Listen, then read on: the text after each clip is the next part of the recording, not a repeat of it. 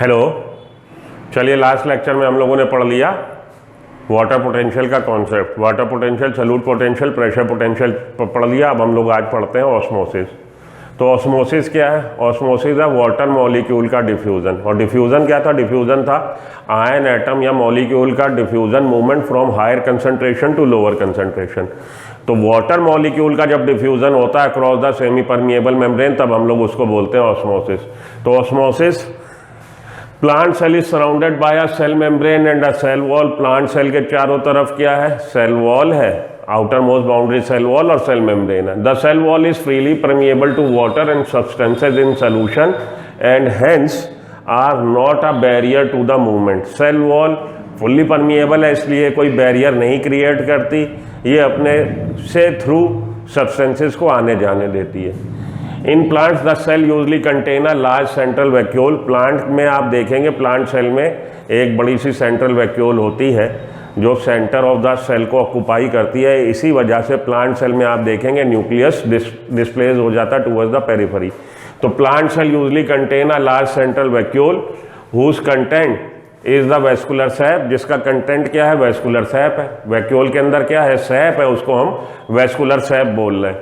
Contribute to the solute potential, और ये योगदान देता है सॉल्यूट पोटेंशियल के बनने में सेल के। तो contribute the solute potential of the cell in plant cell, the cell membrane and the membrane of the vacuole, that is the membrane. Vacuole की मेम्ब्रेन को क्या बोलते हैं? टोनोप्लास्ट बोलते हैं। तो ये क्वेश्चन आपसे कई बार प्री मेडिकल टेस्ट में पूछा जा चुका है कि tonoplast is the membrane of, tonoplast is the membrane of central vacuole. Plant cell में सेंट्रल वैक्यूल जो मिल रही है उसकी मेम्ब्रेन के लिए टर्म यूज होता है टोनोप्लास्ट, याद रख लीजिएगा।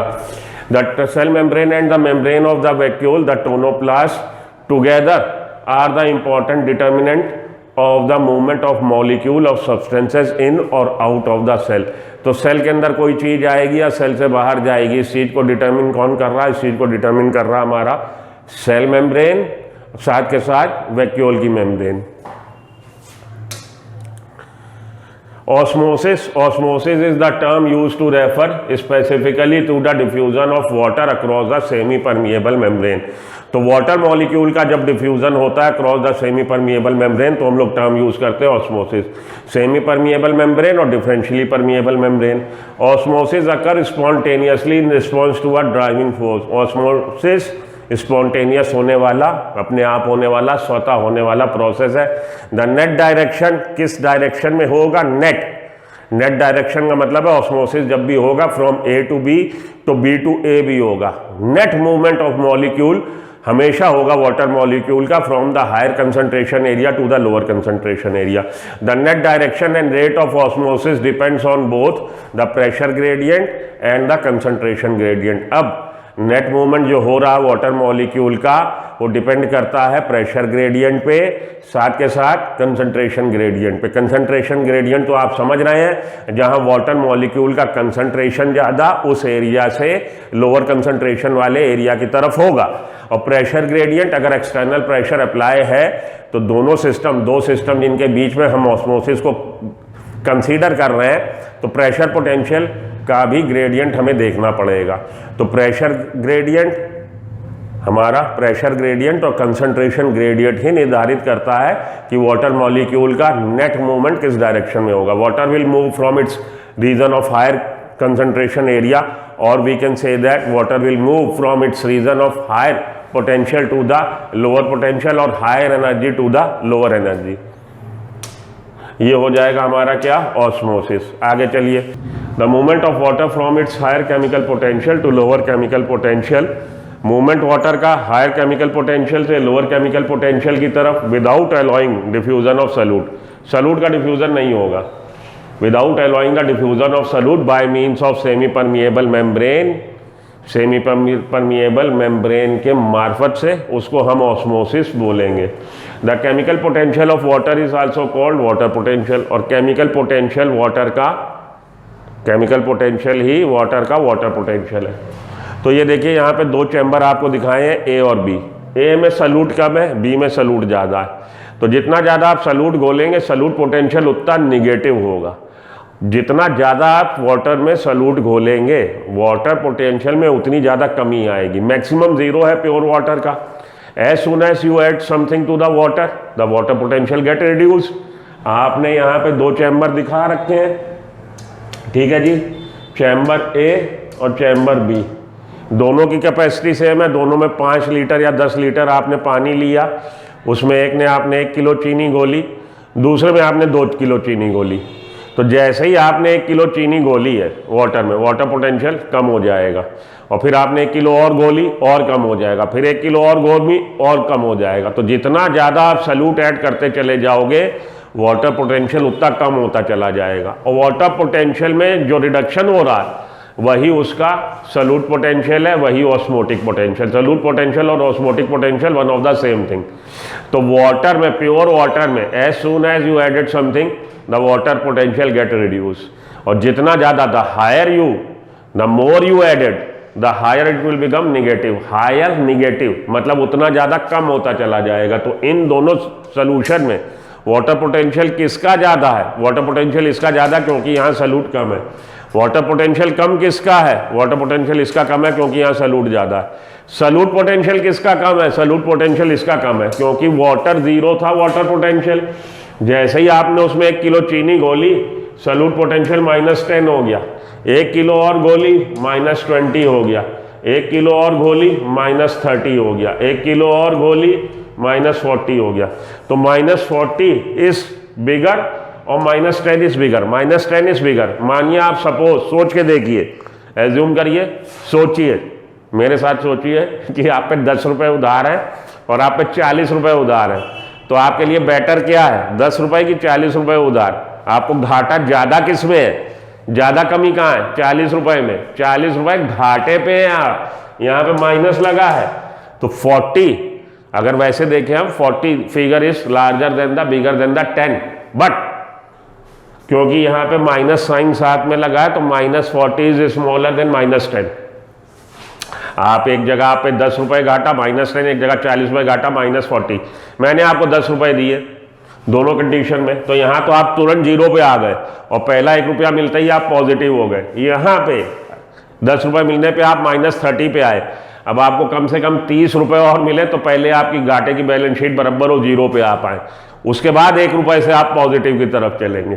तो -40 और -10 में -10 is the bigger than the -40।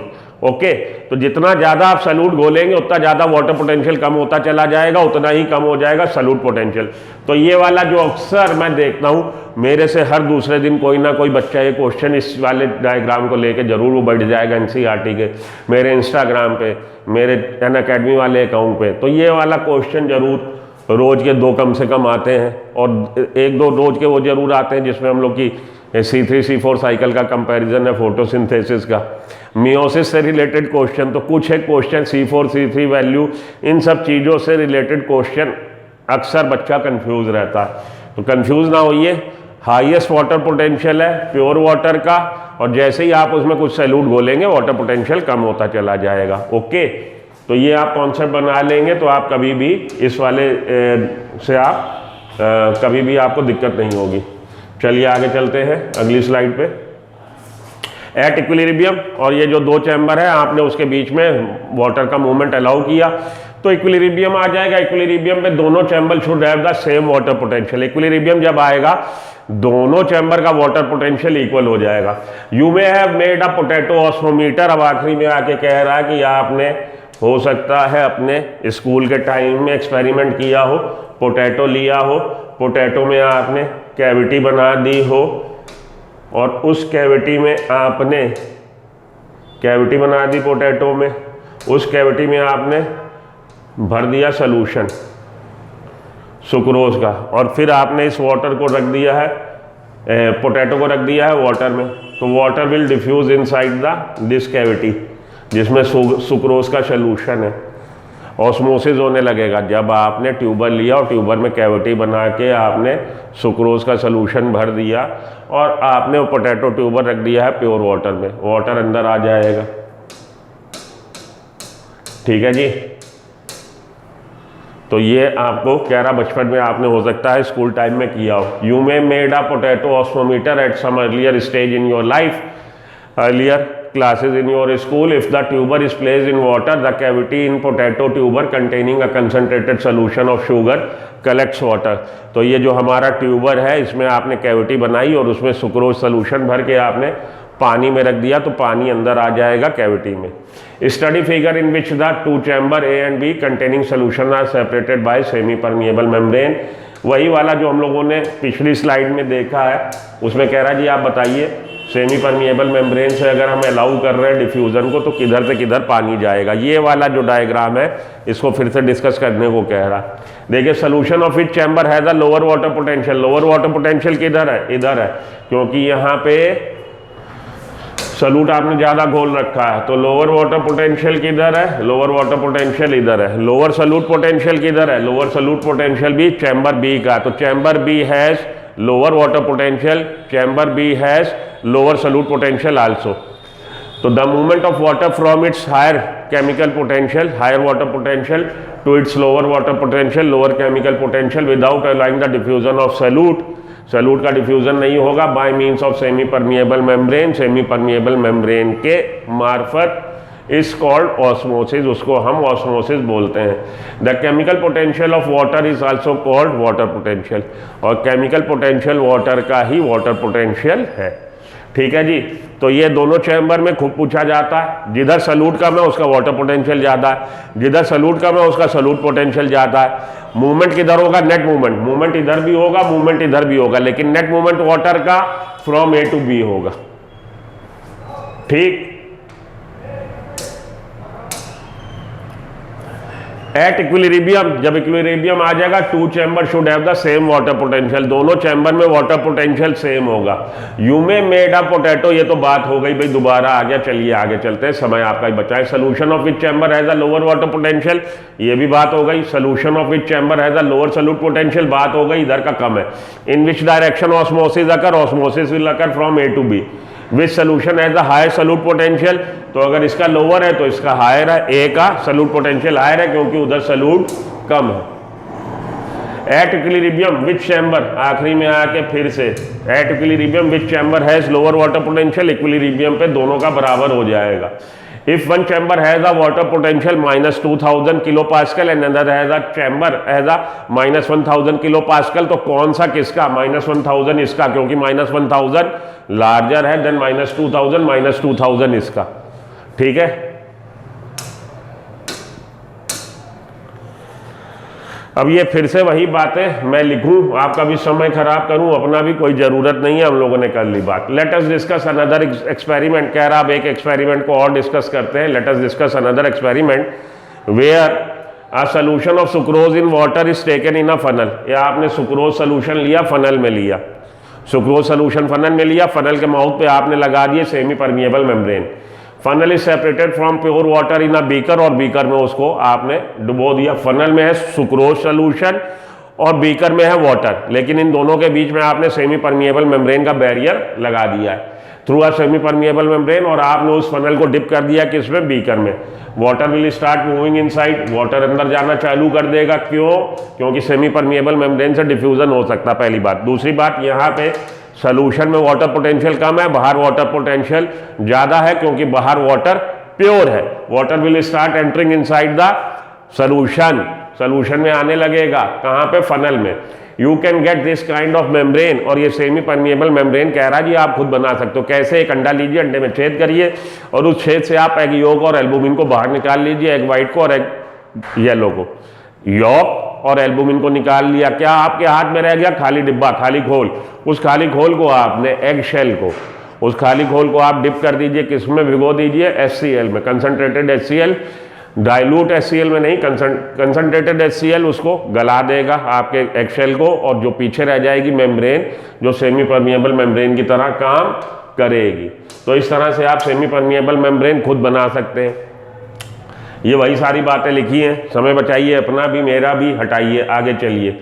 This will allow, अब ये इधर से जब होने लगी एंट्री किसकी? वाटर की, तो वाटर अंदर एंटर होने लगा। ये कब तक होता रहेगा? ये तब तक होता रहेगा वाटर अंदर एंटर जब तक कि इक्विलिब्रियम ना आ जाए। अब कह रहा कि अगर मानिए ये जो मेम्ब्रेन लगी है, अगर ये साथ में अलाउ कर दे सल्यूट का डिफ्यूजन कि सुक्रोज भी बाहर आने लगे, तो क्या इक्विलिब्रियम आएगा? कभी नहीं आएगा। आप तराजू को, दोनों पलड़े को एट अ टाइम, भाई इधर वेट कम है इधर रख दिया, लेकिन अगर दोनों टाइम इधर कम करो इधर ज़्यादा करो, इधर ज़्यादा करो इधर कम करो, तो कभी भी इक्विलिब्रियम नहीं आएगा। इक्विलिब्रियम कब आएगा? जब केवल एक चीज़ का मूवमेंट हो रहा हो, वाटर मॉलिक्यूल का। अगर साथ के साथ सुक्रोज का डिफ्यूजन हो रहा तो इक्विलिब्रियम नहीं आएगा। अब दूसरी बात, ये जो अंदर आ रहा है वाटर, जिस फोर्स की वजह से आ रहा वो फोर्स है हमारी ऑस्मोटिक प्रेशर, और ऑस्मोटिक प्रेशर जितना इधर को लग रहा है उतना ही फोर्स आप अपोजिट डायरेक्शन में लगा दीजिए ऊपर से। तो एक पिस्टन लीजिए, पिस्टन, और ये फनल में आप पिस्टन लगा के ऊपर से फोर्स लगाइए। इधर से पानी आ रहा, आप किसी कमरे में घुस रहे हो बड़बड़ा के अंदर, और मैं आपको बाहर से रोकूं, तो जितनी फोर्स से आप आ रहे हो मैं रोकूं, आप नहीं आ पाओगे। और अगर ज़्यादा फोर्स लगा दी मैंने तो आप 2 कदम पीछे हो जाओगे। वही चीज़ यहाँ पे बताई गई है। अगर हम ये जो बीकर था, बीकर में था पानी और फनल में था सुक्रोज सोल्यूशन, अगर सुक्रोज सोल्यूशन पे ऊपर से एक्सटर्नल प्रेशर लगाएं, उससे ज़्यादा लगाएं जिस फोर्स से वाटर अंदर आ रहा, उससे ज़्यादा फोर्स से हमने एक्सटर्नल प्रेशर लगाया, तो सोल्यूशन से पानी बाहर आ जाएगा, सुक्रोज सोल्यूशन से। होना क्या चाहिए? ऑस्मोसिस, वाटर को अंदर जाना चाहिए। But if you applied external force more than the force with which the water enters inside the funnel, अगर आप ज्यादा फोर्स लगाएंगे then क्या होगा? रिवर्स ऑस्मोसिस हो जाएगा। रिवर्स ऑस्मोसिस में सोल्यूशन से प्योर वाटर बाहर आ जाएगा। और रिवर्स ऑस्मोसिस पे ये जो प्रिंसिपल है इसी पे काम कर रहे हैं हमारे आज की तारीख के आरओ। तो कैंट वाली महारानी जो आके बताती है कैंट का पानी पियो, वो प्योर है, कैंट का पानी पीजिए, प्योर। आरओ सिस्टम आज की तारीख में रिवर्स ऑस्मोसिस इसी पे काम कर रहा है, रिवर्स ऑस्मोसिस पे, कि उसमें across the membrane impure water से भी वाटर बाहर हो जाता है क्योंकि एक्सटर्नल प्रेशर ज़्यादा अप्लाई किया जा रहा। तो ये है आपका reverse osmosis. External pressure can be applied from the upper part of the funnel such that no water diffuses, पानी अंदर नहीं आ पाएगा funnel through the membrane. This pressure required to prevent water from diffusing, और ये pressure जो आपको required है वाटर को डिफ्यूजन से रोकने के लिए वही ऑस्मोटिक प्रेशर है। जितना minimum pressure required to neutralize the osmosis, neutral कर देना ऑस्मोसिस को, जो मिनिमम प्रेशर रिक्वायर्ड है वही ऑस्मोटिक प्रेशर है। And this is the function of solute concentration. और ये किस पे आधारित है? सॉल्यूट कंसंट्रेशन पे। जितना ज़्यादा सॉल्यूट कंसंट्रेशन होगा उतना ही ज़्यादा ऑस्मोटिक प्रेशर होगा। More the solute concentration greater will be the pressure required to prevent water from diffusing it. जितना ज़्यादा सॉल्यूट कंसंट्रेशन उतना ज़्यादा प्रेशर रिक्वायर्ड है प्रिवेंट करने को water from diffusing. Numerically osmotic pressure is equivalent to the osmotic potential. Numerical दृष्टि से अगर हम देखें ऑस्मोटिक प्रेशर और ऑस्मोटिक पोटेंशियल बराबर है, but the sign is opposite, लेकिन साइन अपोजिट है। Osmotic pressure is the positive pressure applied, osmotic pressure is the positive pressure applied while osmotic potential is negative। osmotic pressure और osmotic potential equivalent होते हैं, एक दूसरे के बराबर होते हैं। फर्क ये है कि osmotic potential माइनस साइन से डिनोट होता है और osmotic pressure पॉजिटिव साइन से। A solution which can cause an osmotic entry of water into it is said to be the osmotically active solution। अब यहाँ पे थोड़ा सा आपका कॉन्सेप्ट या आपकी एनसीईआरटी की लाइन नहीं है, लेकिन समझ लीजिए कि जैसे ही आप सॉल्यूशन बनाते हैं प्योर सॉल्वेंट में, जैसे ही आपने सॉल्यूट घोला सॉल्यूशन बना, वो सॉल्यूशन ऑस्मोटिकली एक्टिव होता है। ऑस्मोटिकली एक्टिव का मतलब है कि अब आपने उसको चार्ज कर दिया है। अब जैसे ही ये सॉल्यूशन किसी दूसरे सिस्टम के या सॉल्यूशन के संपर्क में आएगा तो इसकी कोशिश होगी कि जो इसमें कमी हो गई, कमी क्या हो गई कि प्योर वाटर में आपने सॉल्यूट घोला, वाटर पोटेंशियल कम हो गया, तो उसका वाटर पोटेंशियल में जो कमी हो गई, सॉल्यूशन ये चाहेगा जैसे ही मैं किसी दूसरे सॉल्यूशन के संपर्क में आऊँ मैं वाटर उससे ले लूँ और अपना वाटर पोटेंशियल बैलेंस कर लूँ। The solution which can cause an osmotic entry of water into it said to be the osmotically active solution, उसको ऑस्मोटिकली एक्टिव सोल्यूशन बोलते हैं। It possesses a low water potential, तो osmotic जो osmotically active solution है उसका water potential low होगा in comparison to the water potential. Diffusion of water into it will continue across the semi separating membrane till equilibrium is reach. और diffusion, water molecule का diffusion इसमें तब तक होता रहेगा जब तक कि इक्विलिब्रियम ना आ जाए। एट इक्विलिब्रियम, जब इक्विलिब्रियम आ जाएगा, water potential become equal on both the side, और इक्विलिब्रियम जब आ जाएगा वाटर पोटेंशियल दोनों साइड बराबर हो जाएगा। ऑस्मोटिक प्रेशर क्या है? ऑस्मोटिक प्रेशर ये आपकी एनसीईआरटी में है नहीं, समझ लीजिए।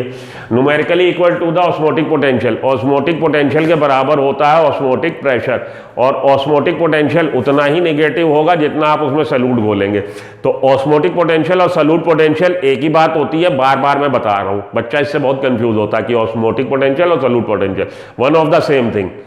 तो संता बनता सेम।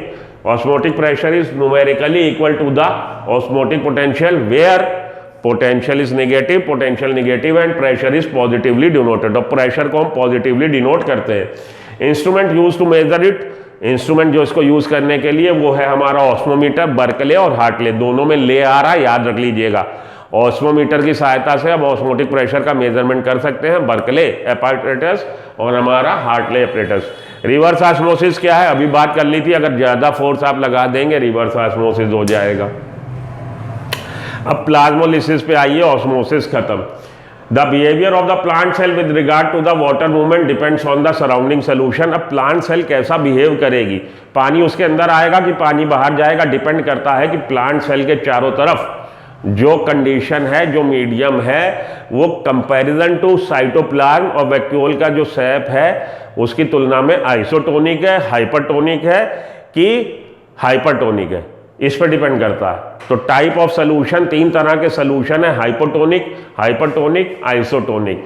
तो एक्सक्यूज मी, तो तीन तरह के सोल्यूशन की जब हम बात कर रहे हैं और इसकी बात करते हैं हाइपरटोनिक, हाइपोटोनिक, आइसोटोनिक, तो हम दो के बीच में कंपैरिजन जब करेंगे तभी ये बात करेंगे। मानो कोई लड़का यहाँ पे, कोई दूसरे सर यहाँ खड़े हैं, वो मुझसे लंबे हैं कि नाटे हैं, ये डिपेंड तब करेगा जब उनका हमारा हाइट का कंपैरिजन होगा।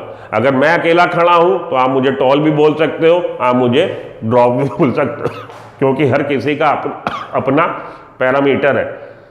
तो आसाम के बंदों के लिए, या आप कहिए नॉर्थ ईस्ट के बंदों के लिए, या आप कहिए कि भाई उनकी कंपैरिजन में मैं लंबा हो सकता हूँ और पंजाब के बंदों के कंपैरिजन में मैं नाटा हो सकता हूँ। तो ये कंपैरिजन जब आप करेंगे दो के बीच में तभी ये बात आएगी कि हाइपरटोनिक या हाइपोटोनिक।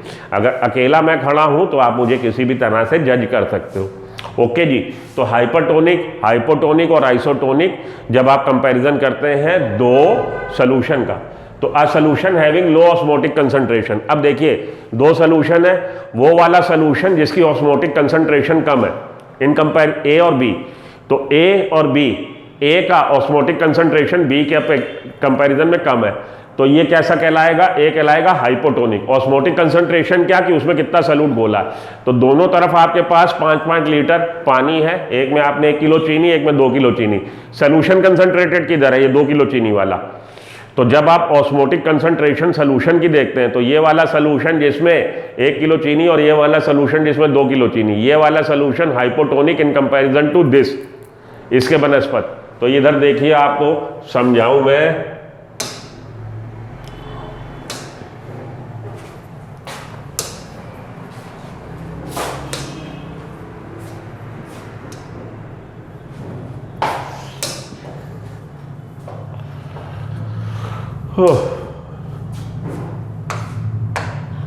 तो मानिए ये दो सोल्यूशन है 5-5, 10-10 लीटर के। इधर आपने सल्यूट गोला 100 ग्राम, इधर गोल दिया 500 ग्राम, तो ये वाला सोल्यूशन हाइपरटोनिक है इसके। अगर ये हाइपरटोनिक है तो ये हाइपो है, और अगर दोनों तरफ बराबर सल्यूट कंसंट्रेशन है तो आइसोटोनिक है। तो सेल के अंदर बाहर वाले मीडियम से अगर ऑस्मोटिक कंसंट्रेशन ज़्यादा तो सेल के अंदर हाइपरटोनिक कंडीशन और बाहर हाइपोटोनिक, एंड वाइसी वर्सा इसी तरह से कर लीजिए आप। तो ये तीन तरह के सोल्यूशन आपके हो सकते हैं, हाइपरटोनिक, हाइपोटोनिक और आइसोटोनिक। ठीक है जी, चलिए अब इसी पर डिपेंड करता है कि किधर मूवमेंट होगा। The two solution with the same concentration, अगर सेम कंसंट्रेशन है आइसोटोनिक। चलिए प्लाज्मोलिसिस अकर, प्लाज्मोलिसिस कब होगी? When water moves out of the cell, अगर पानी सेल से बाहर चला जाएगा प्लांट सेल के, प्लांट सेल प्लाज्मोलाइज्ड हो जाएगी and the cell membrane of the plant cell shrinks, और तब सेल मेम्ब्रेन श्रिंक कर जाएगी, प्लांट सेल से थोड़ी सी डिस्प्लेस्ड हो जाएगी, उसमें गैप आ जाएगा away from the plant cell. This occur when the cell is placed in a solution that is hypertonic to the protoplasm. तो प्रोटोप्लाज्म से हाइपरटोनिक सोल्यूशन में अगर आपने प्लांट सेल रख दी, the water will start moving outside the cell, that is known as exosmosis, उसको exosmosis बोलेंगे। And if you place plant cell in the hypotonic solution then the water will start moving inside the cell and that is known as endosmosis, endosmosis बोलेंगे। तो एक्सऑस्मोसिस plant cell से पानी का बाहर चला जाना और एंडऑस्मोसिस प्लांट सेल में पानी का बाहर से अंदर आ जाना। एंड ऑस्मोसिस होगा, प्लांट सेल टर्गिड होगी, टर्गर प्रेशर डेवलप होगा। एक्सऑस्मोसिस होगा, प्लांट सेल प्लाज्मोलाइज्ड हो जाएगी। पहली स्टेज जो आ रही है उसको हम फ्लैसिड बोलते हैं, प्लांट सेल फैसिड हो जाएगी, या उसको हम लिमिटेड प्लाज्मोलिसिस बोलते हैं। इसके आगे एविडेंट, हमारी इंसिपिएंट और एविडेंट, तीन हमारी स्टेजेस हैं प्लाज्मोलिसिस की। तो पहली स्टेज में प्लांट सेल से पानी बाहर चला गया, प्लांट सेल थोड़ी सी श्रिंक हो जाएगी, सेल वॉल से सेल मेम्ब्रेन थोड़ी सी डिस्प्लेस्ड हो जाएगी। ये देखिए, ये दिखाया है इस वाले में सेल से पानी बाहर चला गया क्योंकि बाहर कंडीशन कैसी, हाइपरटोनिक। इस वाले में पानी अंदर आ गया क्योंकि बाहर कंडीशन कैसी है, हाइपोटोनिक। और इस वाले में पानी आने से सेल हो गई टर्गिड, इस वाले में सेल हो गई plasmolysed.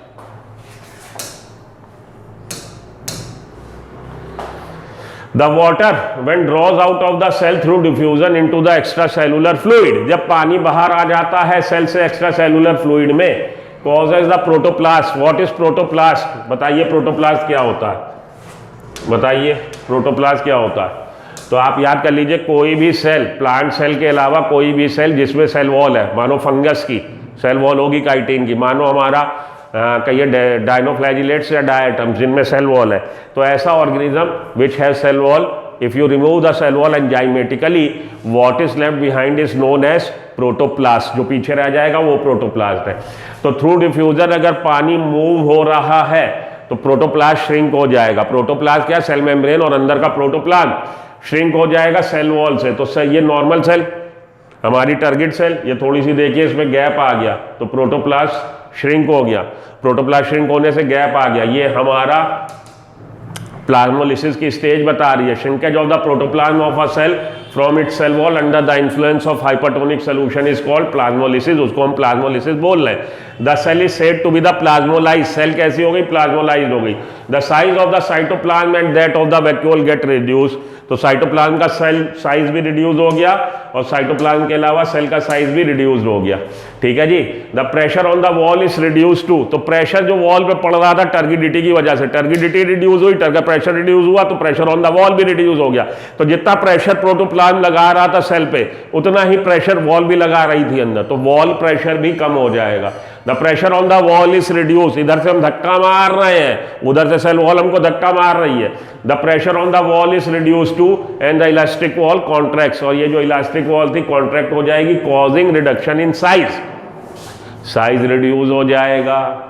This is the first stage of plasmolysis. तो ये आपकी एनसीईआरटी में नहीं दिया, पन्ना खोलिए नोट करिए, first stage of plasmolysis, limited plasmolysis eight this stage, और इसको याद कर लीजिए रेड इंक से इसीलिए लिखा हुआ है, बार बार पूछा जाता है, हर दूसरे साल पूछा जाता है कि जब सेल फ्लैसिड है तो उसका प्रेशर पोटेंशियल कितना है, 0 0 0।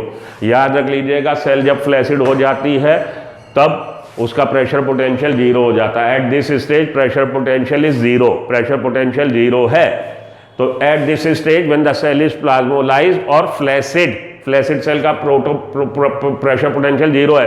तो आपसे पूछा जाता है फ्लैसिड सेल का वाटर पोटेंशियल कितना है, तो आपसे पूछा जाता है फ्लैसिड सेल का प्रेशर पोटेंशियल कितना है, फ्लैसिड सेल का प्रेशर पोटेंशियल 0 0 बटे सन्नाटा, और pressure water potential is equal to the solute potential. आपको अगर याद हो, क्या तुम्हें याद है?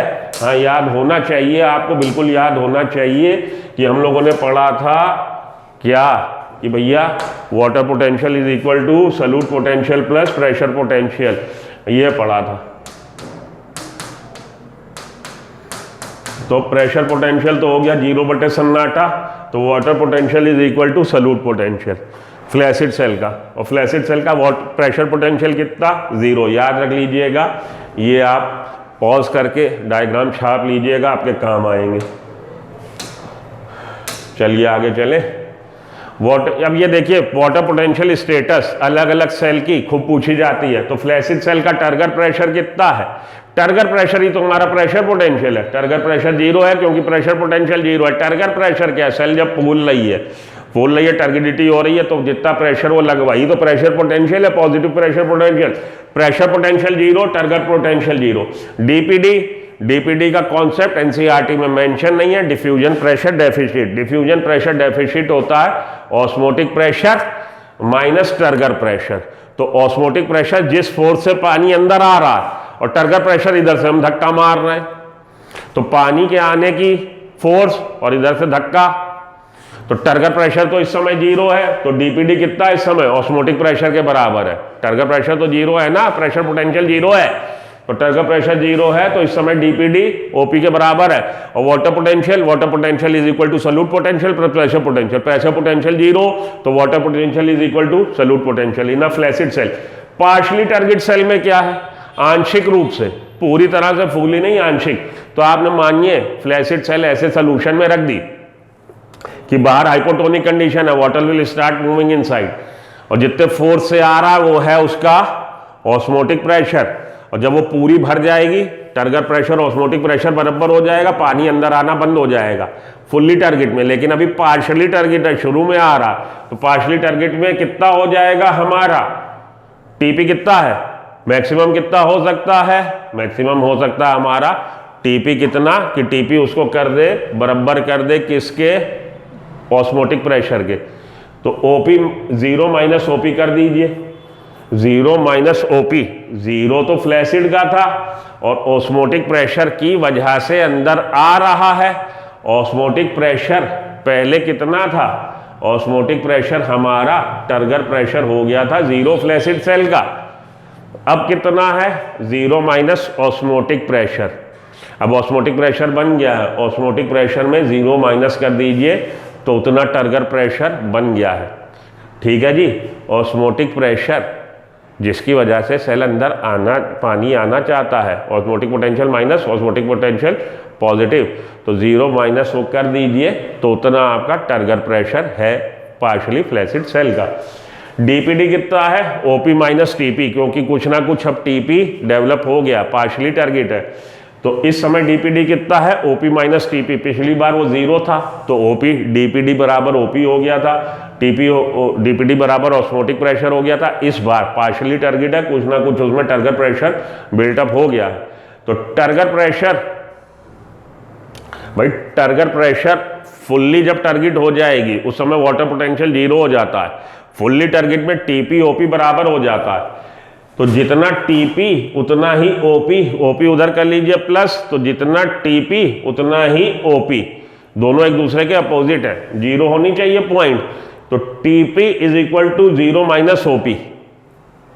ये है कहानी। फुल्ली टारगेट में कितना हो जाएगा? फुल्ली टारगेट में टीपी ओपी बराबर हो जाएगा। तो फुल्ली टारगेट में टीपी ओपी बराबर, दोनों एक दूसरे को न्यूट्रल कर देंगे, तो उस समय ओपी टीपी बराबर हो जाएगा। इसलिए आपके पार्शियली टारगेट में कितना है? Zero minus OP.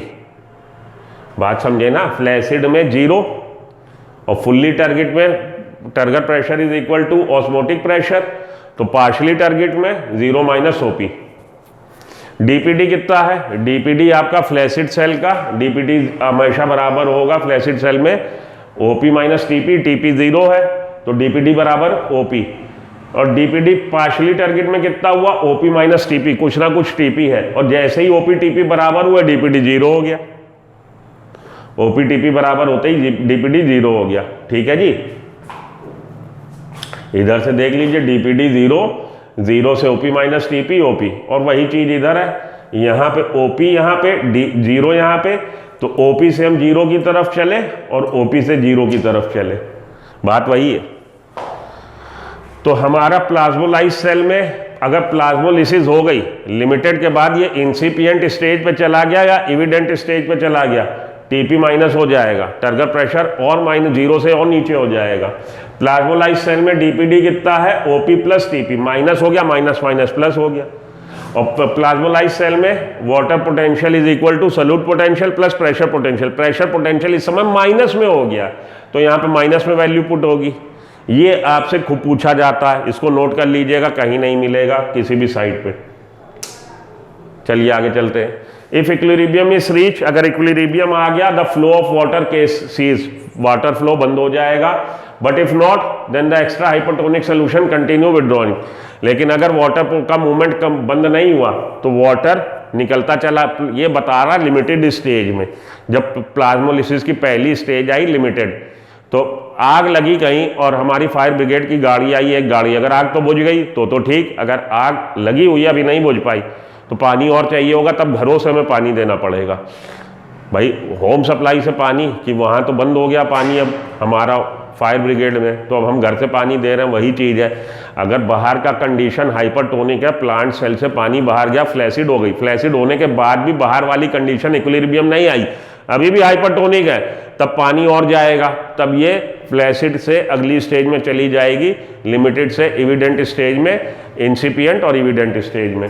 तो अगर एक्स्ट्रा टोनिक वाटर है तो पानी बाहर निकलता रहेगा और ये श्रिंक करती चली जाएगी सेल हमारी। Withdrawing water from the cell, central vacuole से भी सेल पानी निकल गया, इट फर्दर श्रिंक्स, तो ये हमारा प्रोटोप्लाज्म और श्रिंक हो जाएगा। Similar shrinkage in the protoplasm from the cell wall, cell shrink होगी, प्रोटोप्लाज्म श्रिंक हो जाएगा। Pressure potential becomes negative, pressure potential positive से जीरो आया था, जीरो से नेगेटिव हो जाएगा। withdraws itself from the corner, corner से विड्रॉ कर लेगा, and this stage is known as incipient stage, और इस स्टेज को हम इंसिपिएंट स्टेज ऑफ प्लाज्मोलिसिस बोलते हैं। The hypertonic solution enters in a cell, और जब ये इंसिपिएंट स्टेज आ जाएगी तब हाइपरटोनिक जो सोल्यूशन है सेल के अंदर आ जाएगा। Between the protoplasm and the cell wall, protoplasm और सेल वॉल के बीच में, ड्यू टू कंटिन्यूअस एक्सऑस्मोसिस, क्योंकि लगातार एक्सऑस्मोसिस हो रहा है, protoplasm shrinks further away, protoplasm और श्रिंक हो गया, except for 1 to few points, केवल एक या दो जगह वो टच में रहेगा। क्या? प्रोटोप्लाज्म किसके? सेल वॉल के, सेल वॉल से दूर होता चला जा रहा है। This is the evident stage, और ये स्टेज इविडेंट स्टेज है प्लाज्मोलिसिस की। तो ये पूछा आपकी बुक का क्वेश्चन है, what occupies the space between the cell wall and the shrunken protoplasm, the hypertonic solution. When the cell is placed in isotonic solution, अगर सेल आइसोटोनिक सोल्यूशन में रखी है एक्सक्यूज मी, तब नेट मूवमेंट बाहर जाएगा। अब हम लोग का देखिए, एक उसने दिखाई है hypothetical position, when the cells are placed in hypertonic solution, अगर सेल को हमने प्लेस किया हाइपोटोनिक, बाहर का कंडीशन, अभी तक तो हमने हाइपरटोनिक का डिस्कशन किया था, अब बाहर का मीडियम अगर हाइपोटोनिक है, वाटर अंदर आ जाएगा, सेल टारगेट हो जाएगी, सेल भूल जाएगी वाटर के अंदर आने से। हायर वाटर पोटेंशियल, बाहर एक्स्ट्रा सेलुलर मीडियम में हायर वाटर पोटेंशियल है, वाटर अंदर आ गया, water diffuses into the cell, अंदर आ गया, causing the cytoplasm to build up a pressure. तो साइटोप्लाज्म में प्रेशर बिल्ट अप हुआ, टर्गर प्रेशर बिल्ट अप हुआ, it is called turgor pressure. The pressure exerted by the protoplast due to entry of water again the rigid wall, it is called pressure potential. यही turgor pressure potential है जो positive pressure potential develop हुआ। तो plant cell immediately after being put into the distil water, plant cell को distil water में put किया, pressure potential अभी 0 है, सॉल्यूट पोटेंशियल -2 है, वाटर पोटेंशियल -2 है जब हमने प्लेस किया। अब पानी अंदर आया, पानी अंदर आने के बाद प्रेशर पोटेंशियल +2 हो गया, सॉल्यूट पोटेंशियल -2 था, वाटर पोटेंशियल 0 हो गया। वाटर पोटेंशियल 0 होते ही सेल फुल्ली टारगेट हो गई, वाटर का मूवमेंट बंद।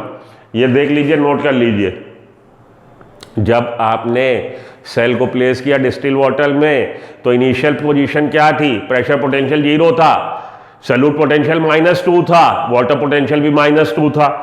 थोड़ी देर में पानी जब अंदर आ गया, प्रेशर पोटेंशियल बिल्टअप हुआ पॉजिटिव, तो 2 हमारा 2 किलो पास्कल का हमारा प्रेशर पोटेंशियल डेवलप हो गया, +2, -2 सॉल्यूट पोटेंशियल था, प्रेशर पोटेंशियल सॉल्यूट पोटेंशियल बराबर होते ही वाटर पोटेंशियल 0, वाटर पोटेंशियल 0 का मतलब cell fully turgid, cell fully turgid का मतलब अब नेट मूवमेंट ऑफ वाटर अंदर नहीं होगा, सेल फुल्ली टारगेट हो गई है।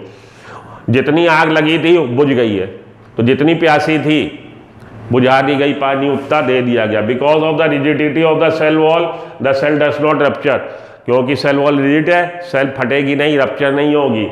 दिस टर्गर प्रेशर, और ये जो प्रेशर पोटेंशियल डेवलप हुआ है, जितना प्रेशर वॉल पे उतना ही रिवर्स डायरेक्शन में, अपोजिट डायरेक्शन में wall pressure is ultimately responsible, और ये टर्गर प्रेशर ही रिस्पॉन्सिबल है ग्रोथ के लिए, इनलार्जमेंट के लिए, extension growth of the cell.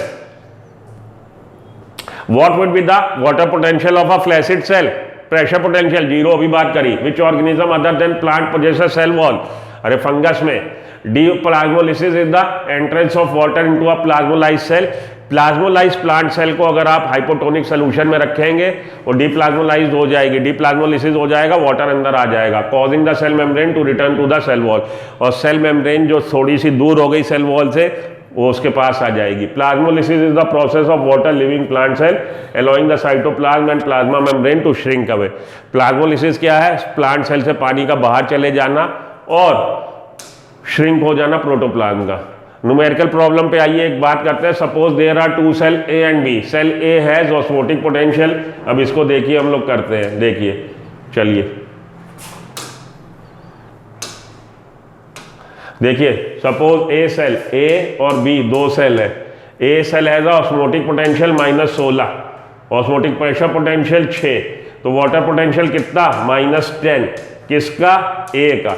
और बी में osmotic potential -10, osmotic potential, pressure potential 2, water potential कितना? -8। तो अगर आप जोड़ेंगे किधर से किधर मूवमेंट होगा? बी टू ए होगा, क्योंकि यहाँ -8 बड़ा है तो बी टू ए मूवमेंट होगा। बात समझ में आई? नहीं आई? कोई बात नहीं, फिर से समझो। देखो ए सेल का सल्यूट पोटेंशियल कितना? ए सेल का सल्यूट पोटेंशियल -16, प्रेशर पोटेंशियल कितना? 6, तो वाटर पोटेंशियल कितना? Water potential is equal to solute potential plus pressure potential -10 है वाटर पोटेंशियल किसका? ए का। बी पे आइए, बी पे सल्यूट पोटेंशियल कितना? -10, प्रेशर पोटेंशियल कितना? 2, वाटर पोटेंशियल कितना? -8। कौन सा बड़ा है? -8 की -10? -8 बड़ा है। तो अगर आप इन दोनों सेल को जोड़ दोगे, पानी किधर से किधर जाएगा? बी टू ए जाएगा, -8 से -10 की तरफ जाएगा। ओके, तो इस तरह से क्वेश्चन आपके आते हैं, आपको आने चाहिए। आगे चलिए एक और देख लेते हैं। अब देखिए फिर से एक कहानी और, फिर तेरी कहानी याद आई। टू सेल्स ए और B having osmotic potential -8 and 8 and 14 and 2। तो देखिए pressure potential and osmotic potential दे रखा -8, हमें दे रखा इन्होंने -8 and 8, -18 and 8 ए सेल का, ये कितना हो जाएगा? -10, और दूसरी का दे रखा है -14 and 2, ये कितना हो जाएगा? -12। तो किधर से किधर जाएगा? ए से बी की तरफ जाएगा, क्योंकि A -10 is larger than -b। Okay, which of the following becomes zero in turgid cell? Turgid cell में जीरो क्या हो गया था? तो जब फुल्ली टारगेट हो जाती वाटर पोटेंशियल जीरो हो जाता है, या डीपीडी जीरो हो जाता है? डीपीडी जीरो हो गया है फुल्ली टारगेट सेल में, डीपीडी जीरो या water potential zero. The relationship between water potential, solute potential, pressure potential, क्या है रिलेशनशिप? याद है? Water potential is equal to solute potential plus pressure potential, ये है रिलेशनशिप। चलिए, two cell A and B connected. अब देखिए फिर से एक आई आपकी कहानी। 10 and 8, DPD 3 and P, the direction of water. ठीक है, आइए समझिए। डीपीडी क्या होता है? डीपीडी होता है हमारा ओपी माइनस टीपी। ठीक है, ये क्वेश्चन में वैल्यू पुट करिए। कह रहा है जी ए एंड बी सेल्स है ओपी 10 and 8, ए सेल का 10 और बी सेल का 8, क्या चीज? Osmotic pressure. एंड टीपी 7 और इधर 3, यहाँ पे आया डीपीडी 3, यहाँ पे डीपीडी आया 5। अब एक चीज ध्यान में रखिएगा, डीपीडी में हायर टू लोअर वाला कॉन्सेप्ट ना लगा दीजिएगा। डीपीडी जिसका कम है उधर से मूवमेंट होगा पानी का। तो इस बार अगर आप सेल को जोड़ेंगे, डीपीडी ए का 3 है और बी का 5 है, ये बता रहा कमी बता रहा, तो माइनस उसमें पहले ही लगा है जो दिख नहीं रहा। हम आपको बोल रहे हैं एक जगह आप 3 रुपए घाटे पे हो, एक जगह 5 रुपए घाटे पे हो, तो जब हम घाटा बोलते हैं तो साथ में -5 नहीं बोलेंगे कि आप पे -3 रुपए का घाटा है। घाटे का मतलब ही घाटा है, माइनस है। तो जब डीपीडी की बात कर रहे हैं, इसमें निगेटिव साइन नहीं लगा, लेकिन वो लगा है जो आपको दिखाई नहीं दे रहा, क्योंकि ये डिफ्यूजन प्रेशर डेफिसिट कमी बता रहा, तो निगेटिव साइन की जरूरत नहीं है। तो एक जगह 3 की कमी, एक जगह 5 की कमी, तो कहाँ आप ज्यादा खुशी रहेंगे? यहाँ पे पानी कहाँ से किधर मूव होगा? 3 to 5 मूव होगा। डीपीडी में ये बात ध्यान में रखिएगा, वाटर पोटेंशियल में आपकी जो मैग्नीट्यूड होता है उसमें माइनस साइन होता है, इसलिए जो फिगर बड़ी है वो फिगर छोटी है। यहाँ पे 3 और 5, तो पानी किधर से किधर, ज्यादा जितना ज्यादा डीपीडी वो उस सेल को ध्यान से सुनिए, 2 सेल में जिसका डीपीडी का मैग्नीट्यूड ज्यादा है, क्योंकि माइनस नहीं लगा होगा, 10, 20, 100, 130, तो जिसका न्यूमेरिकल नंबर ज्यादा होगा वो पानी लेगी दूसरे से, वो उतनी ज्यादा प्यासी है, उसको उतनी ज्यादा आग लगी हुई है डीपीडी, उनमें उतनी ज्यादा कमी है। मेरे पास जितनी कमी है उतनी ज्यादा हमें भूख है कि हमें मिल जाए। तो डीपीडी 2 सेल में, एक का 20 और एक का 5, पानी किधर से किधर मूव होगा? 20 to 5 नहीं, 5 to 20 मूव होगा।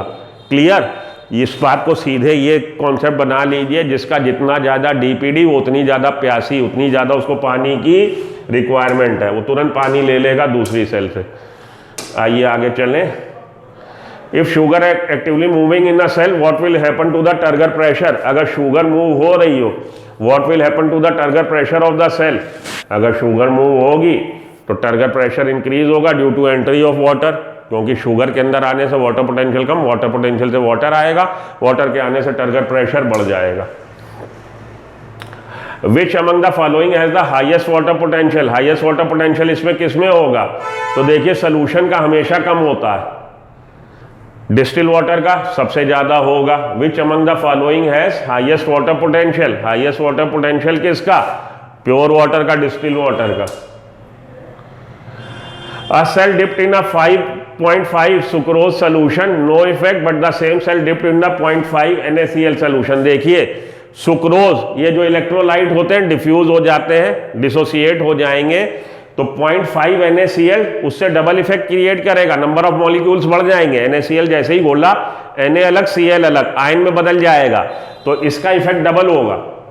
आपने सुक्रोज बोला, सुक्रोज जो है वो नॉन डिसोसिएबल है, नॉन इलेक्ट्रोलाइट है, ये तुरंत जैसे ही आप बोलेंगे तो भले ही उनका कंसंट्रेशन दिखने में सेम लग रहा, लेकिन जो ऐसे मॉलिक्यूल हो जो कि आयनाइजेबल हो, आयन बन जाएंगे, अलग अलग हो जाएंगे, डिसोसिएट हो जाएंगे, उसमें ऑस्मोटिक कंसंट्रेशन ज़्यादा हो जाएगी। ऑस्मोटिक कंसंट्रेशन ज़्यादा हो गई तो अब ये आपने पहले 0.5 में रखा था आइसोटोनिक, अब इसमें रखेंगे, कैसा हो जाएगा? ये बाहर की कंडीशन हाइपरटोनिक है, क्योंकि इस बार उसमें डबल आयन है, हाइपरटोनिक है, तो क्या होगा? सेल साइज डिक्रीज होगा, क्योंकि पानी बाहर चला जाएगा, the cell will decrease in size.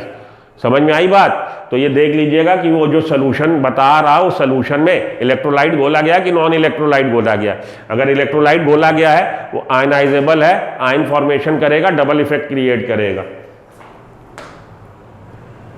तो ये हुआ आपका कॉन्सेप्ट खत्म ऑस्मोसिस का। अगली क्लास में आपसे मिलता हूं, तब तक के लिए till then good luck, goodbye. Okay, thank you.